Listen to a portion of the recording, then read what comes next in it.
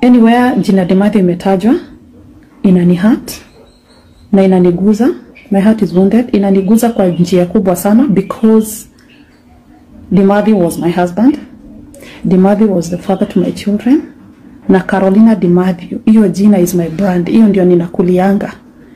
As in, ndio inanipeanga endorsements. Mie dire mugoda ogene maga.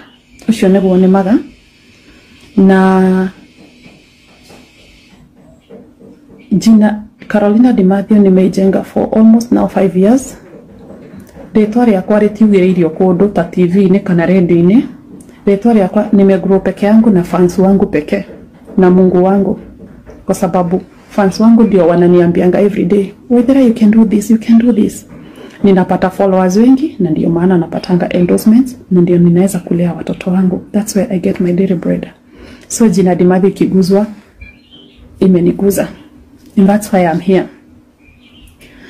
Prophet Kanyari leo kwa church yake, hiyo clip yenye nimeona, ameongelelea kuhusu venye watu walikuwa wanasema waganisha watoto wake ati ciande mathio nicioke citeithio cio, na akasema kuhusu ati bibi yake wako huku wakiuza pombe. Hakuna bibi ya Dimathi anauzanga pombe, ni mimi Carolina John Jameson Lika, ni mimi. Na I only one explanation. Whatever I do, ndivyo niweze ku make ends meet.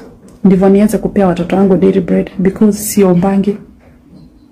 I work like a donkey. I work day and night to make ends meet. Alafu unakuja unanitanishia jina yangu Prophet Kanyari, tarnishing my brand in public social media. That one has really broken me. Umesema ati hadi kuolewa hikagagiumaga, na ndo nyende komenya kudake hikire kuge after John akua, because the only, as far as I can remember, ndahikete ni John ya mwisho. Direga kuhika Prophet Kanyari. Niwaheteria muno. Nime-receive apology yako kutoka kwa, before you wrote on your platform, nimeforwardiwa na watu ati apologize.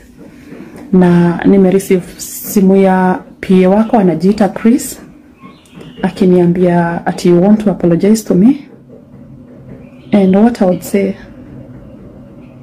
you've tarnished my name and the damage is already done.